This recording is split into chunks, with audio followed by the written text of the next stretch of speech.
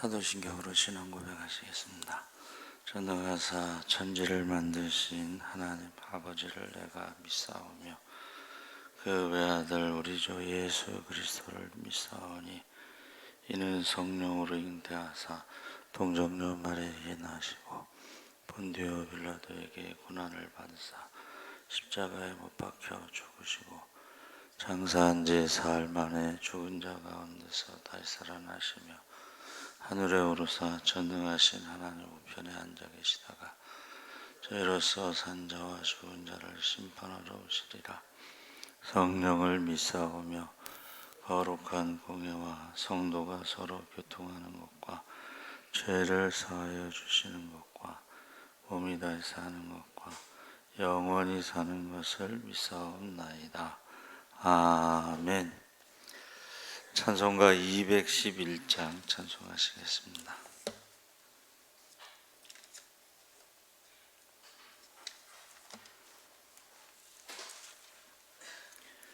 찬송가 211장 찬송하시겠습니다.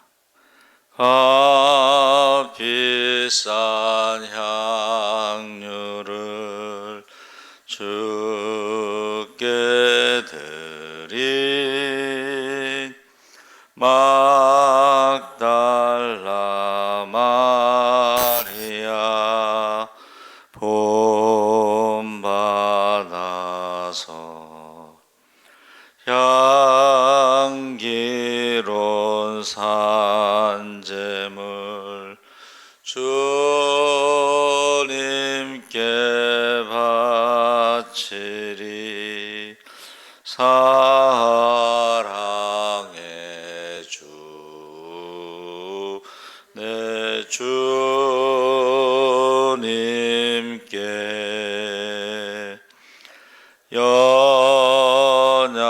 연약한 자에게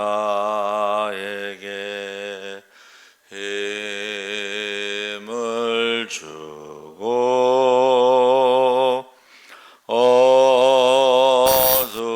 어두운 세상에 빛을 비춰 성실과 인내로 내 형제 이끌리. 사랑의 주 내 주님께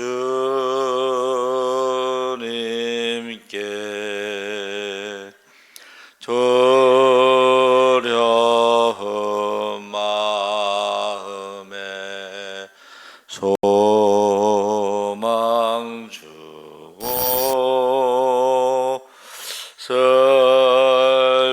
슬픔에 쌓인 자 위로하며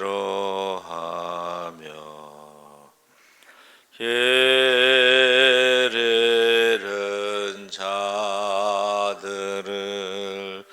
친절히 이끌리. 사랑의 주 내 주님께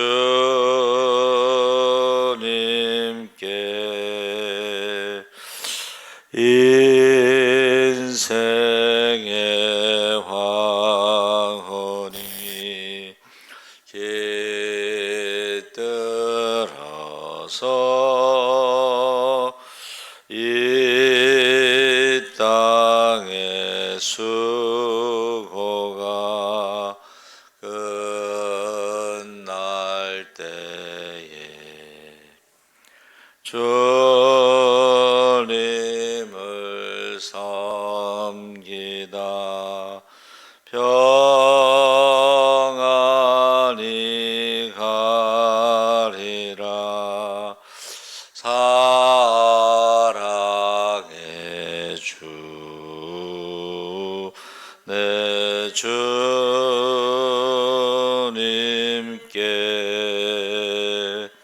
아멘. 하나님 말씀은 요한복음 12장 1절에서 8절까지 말씀을 보겠습니다. 신약 성경 167쪽에 있습니다.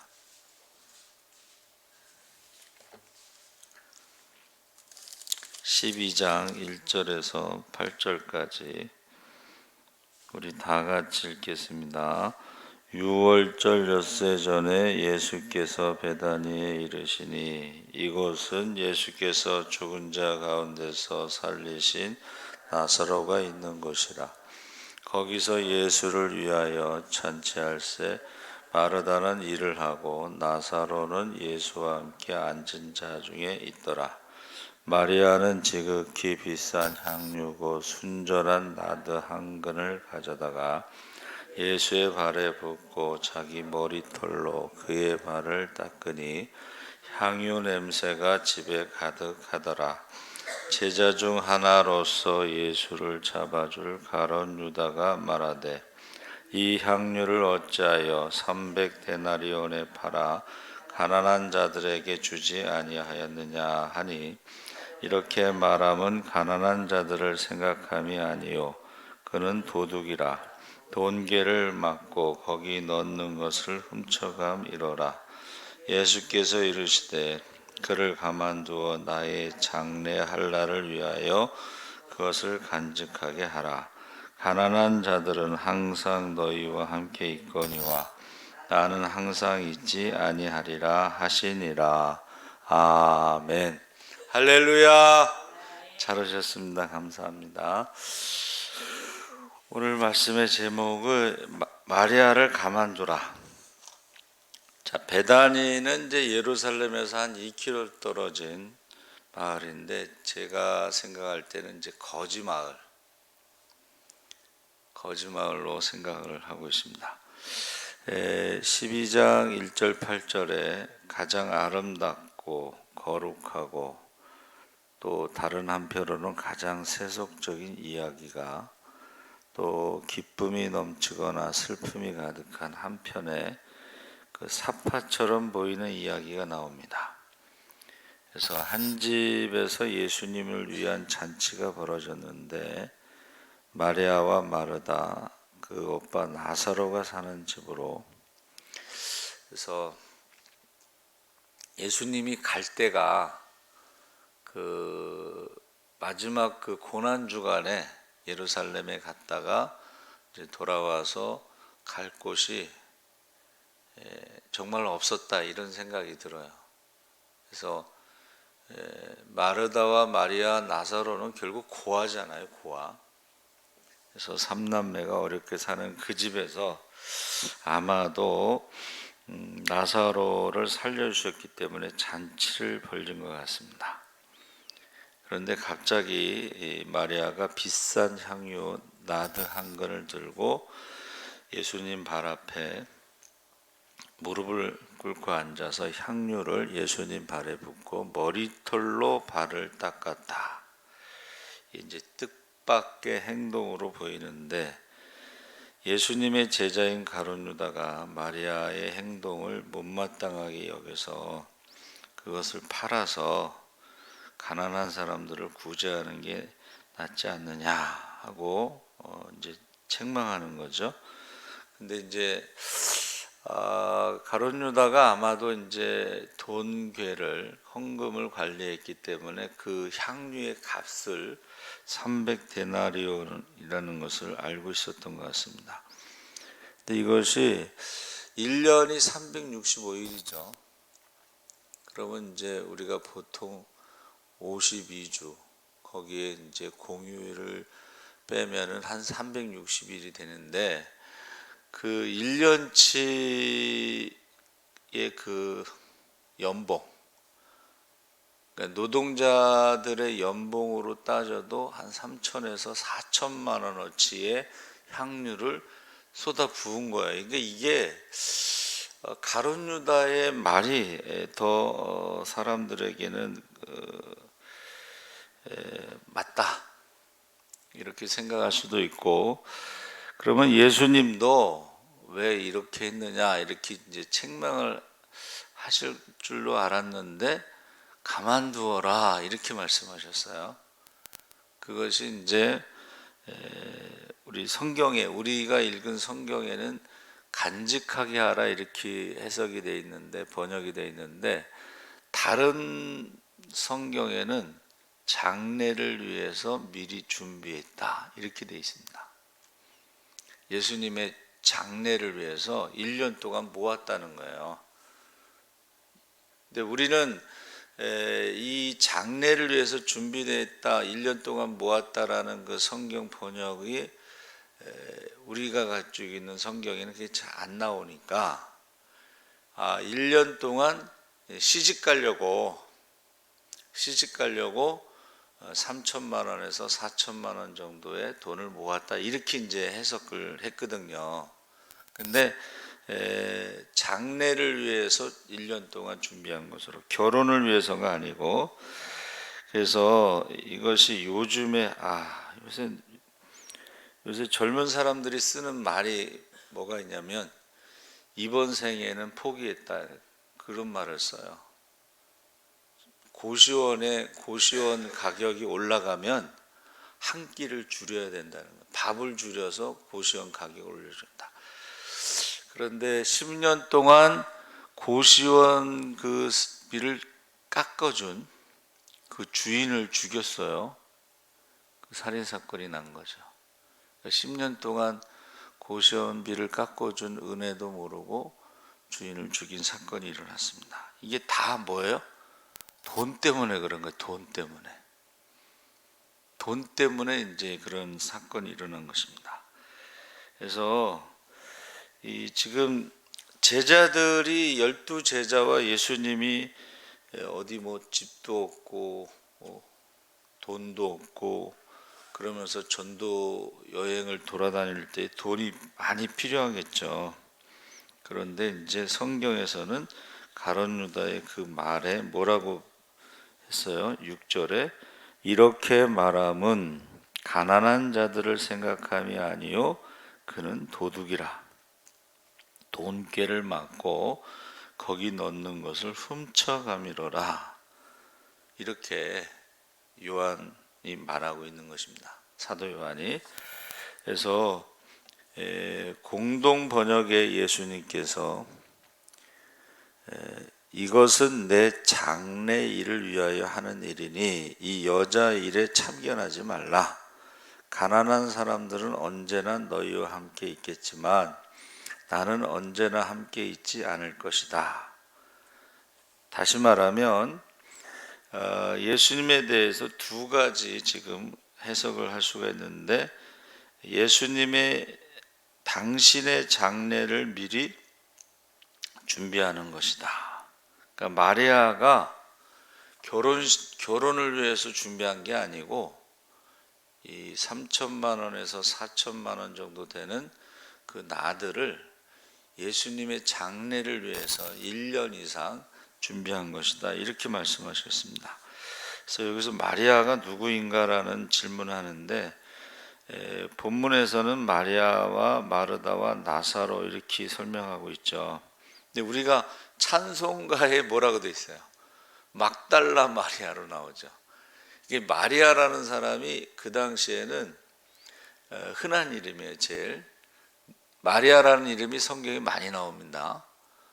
근데 여기 찬송가 가사를 지은 분은 막달라 마리아로 본 거고 또 다른 데는 또 다르게 해석되고 있습니다. 그래서 지금 다른 누가복음 10장에도 나오고 요한복음 11장에 죽었던 나사로 이야기도 나오고 그래서 복음서에 이 마리아 이야기가 나오는데 그 마리아를 정확하게 알 수 없어도 분명한 것은 그 비싼 향료를 갑자기 다 쏟아 부었다는 것은 동일합니다.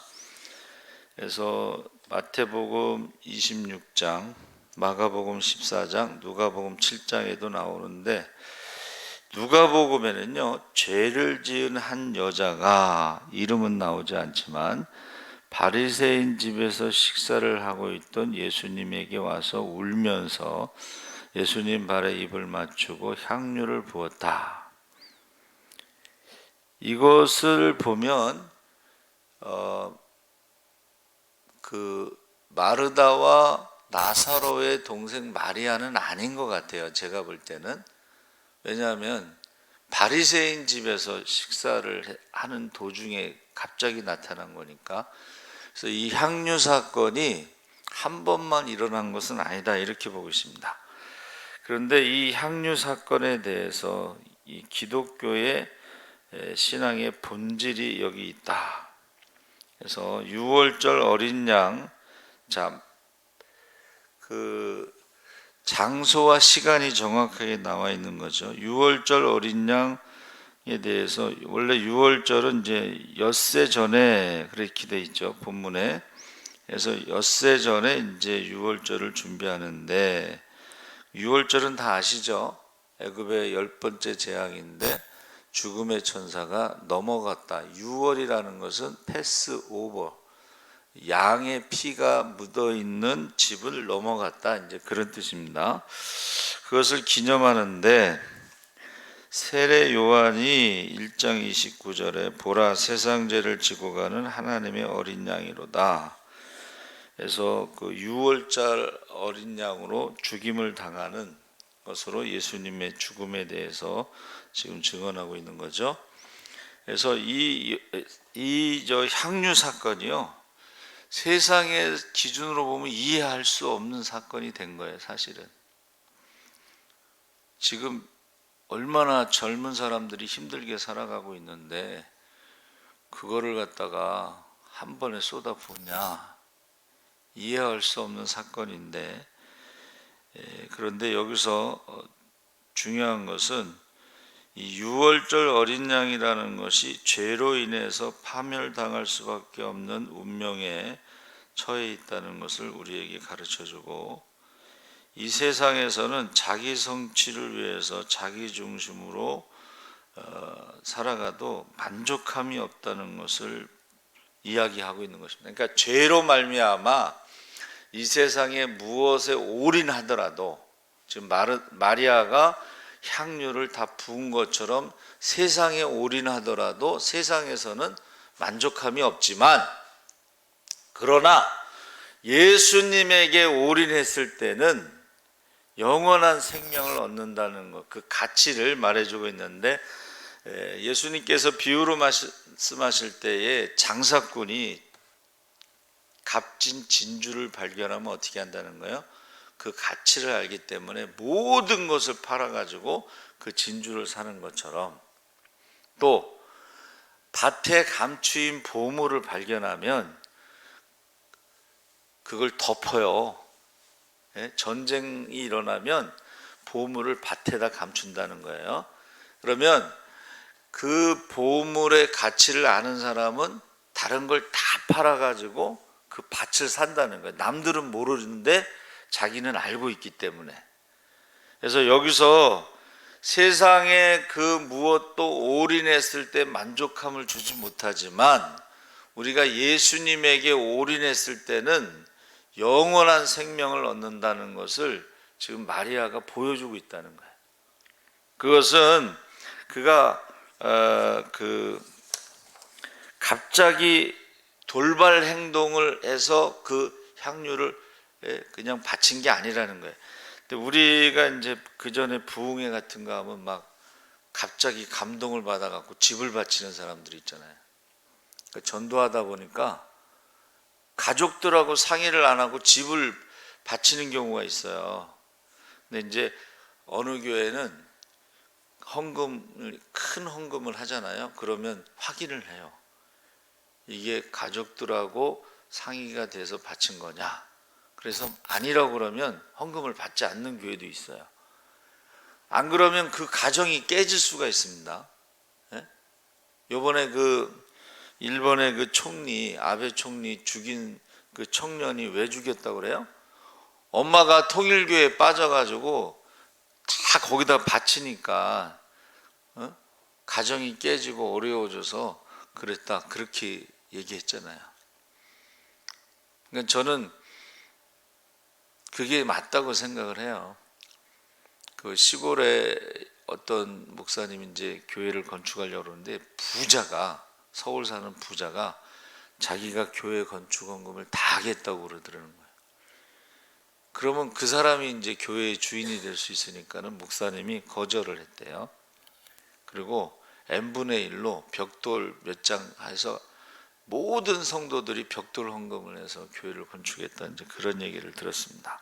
그래서 저와 여러분이 과연 우리가 올인할 수 있는 가치가 세상에는 있는가? 그렇지 않다는 것입니다. 그래서 가만두라고 하는 예수님의 말씀은 예수님을 절대적인 가치로 경험한 것입니다. 내가 내 인생을 올인할 수 있는 가치를 마리아는 발견했다는 거예요. 그게 예수님인데 그것이 예수님의 장례를 준비하기 위해서. 그러니까 지금 요한이 세상 죄를 지고 가는 하나님의 어린 양을 보라 그랬을 때 그것을 깨달은 사람이 없었어요. 제자들도 그걸 무슨 말인지 몰랐어요. 요한복음 1장에 나왔으니까 세례를 받으러 오실 때에, 그런데 이 마리아는 예수님이 세상 죄를 지고 가는 하나님의 어린 양이라는 것을 알고 깨닫고 미리 준비했다는 거예요. 그러니까 1년치 연봉을 바치는데 그게 그 돈이 그 1년 내내 쉬지 않고 일했을 때 얘기고, 아까 말씀드린 그 베다니 그 거지 마을에서는 3년 동안 모은 돈일 수도 있다는 거예요. 근데 그거를 준비했다는 거예요. 그래서 여러분 그 간직하다라는 말에 그 테레오 이렇게 돼 있거든요. 그 말에는 기다리다, 적절한 기회를 기다리다. 그러니까 마리아가 예수님을 위해서 준비한 것을 언제 쓸 것인가를 기다렸다는 거예요. 그리고 사마르라고 하는 히브리어를 썼는데 큰 주의를 하여 행하다. 갑자기 돌발 행동이 아니고 항상 주시하고 있었다는 거예요. 그러니까 이 사마르라는 말은 주시하다. 항상 예수님에 대해서 관심을 가지고 보고 있다가 그 때를 기다렸다가 행한 것이지 갑자기 돌발 행동을 한 게 아니에요. 감정적으로 갑자기 은혜 받아가지고 갖다 부은 게 아니라는 거예요. 그래서 사마르 이 말은 주의하다, 면밀히 주의하다, 감시하다, 지키다, 돌보다, 축적하다, 모아두다, 뭐 이런 의미가 있어요. 그래서 이것이 현대인의 성경에는 이렇게 돼 있어요. 그때 예수님이 말씀하셨다. 내버려 두어라. 그녀가 이 향유를 간직한 것, 모아둔 것은 내 장례를 위한 것인데, 쉬운 성경에는 이 여자가 하는 대로 내버려 두어라. 마리아는 내 장례를 치를 날을 위해 이 향유를 준비해 둔 것이다. 그러니까 다시 말하면 우리가 과연 올인할 수 있는 가치를 세상에서는 찾을 수 없지만 예수님을 알면, 만나면 나는 예수님을 위해서 목숨까지도 바치겠다. 나의 모든 것을 올인할 수 있다. 그런 의미로 지금 준비하고 있다가 관심을 가지고 보고 감시, 주시하고 있다가 결정적인 순간에 예수님을 위해서, 장례를 위해서 그것을 올인했다는 거죠. 이것을 이제 세상적인 기준에서는 이해할 수 없는 거예요. 그래서 이것을 거룩한 낭비라고 그러는데, 저와 여러분은 재림하시는 주님을 위해서 무엇을 준비하고 있는가? 우리는 과연 올인할 수 있는가? 예수님에 대해서. 그래서 저희 대학원 때 같이 공부했던 친구 아버지가 전주 안디옥 교회 깡통교회 목사님인데, 왜 요즘 사람들은 개척을 안 하려고 그러느냐? 그분이 이제 연세가 드셔서 나이가 들어서 교회를 개척했는데 하나님께서 먹이시고 입히시고 까마귀를 통해서 먹이시고, 그래서 거기는요 선풍기도 없어요. 깡통이라는 게 얼마나 더 콘센트처럼 이렇게 둥그렇게 생긴 교회인데 선풍기도 없고 교회 차도 없습니다. 그런데 교회 재정의 한 90%를 선교비로 쓰고 있어요. 그래서 외국인 학생들이 오면 전주 안디옥 교회를 방문합니다. 탐방하고, 그 다음에 여의도 순복음교회도 탐방하고, 이제 갔다 와서 보고를 하잖아요. 여의도 순복음교회 조용기 목사님이 아프리카에서 온 그 친구들을 이렇게 영접을 하는데 감동을 받아. 세계에서 제일 큰 교회 목사님이 자기들을 영접한다는 것에 감동을 받고 와. 그 사람을 처음 한 번 만나는데도 감동을 주는 거예요. 그래서 누가 그러더라고. 자기는 담임 목사님하고 같이 밥을 먹을 수 없다는 거예요. 분위기가. 근데 여의도 순복음교회는 담임 목사님하고 그냥 쉽게 편안하게 밥을 먹더라는 거예요. 그 분위기가. 그래서 저와 여러분이 이 마리아의 행동을 가만두라고 하는 것은 마리아가 예수님의 죽음을 준비하고 있다가 계속 예수님에 대해서 관심을 가지고 집중하고 있다가 결정적인 순간에 올인할 수 있었다는 것입니다. 우리도 예수님에 대해서 좀 관심을 갖고 주시하고 집중하고 예수님을 위해서 내가 무엇을 할 수 있는가 이렇게 준비하고서 결정적인 순간에 이렇게 올인할 수 있는 그런 저와 여러분 되시기 바랍니다. 아멘. 살아계신 하나님 아버지, 이해할 수 없는 일에 대해서 예수님께서 가만두라. 내 장래를 위해서 저가 준비한 것이다 라고 그를 변론하면서, 또 다른 복음서에는 내 십자가의 복음을 전한 곳에 저 여인의 행한 것도 기념하라. 그래서 예수님께서 성찬식을 통해서 주님의 죽음을 기념하고 그 여인의 그 향유 헌신한 것을 기념하라고 두 가지를 말씀하셨습니다. 우리도 많이 생각하게 하시고 우리가 주님에 대해서 무엇을 준비하고 올인할 수 있는가,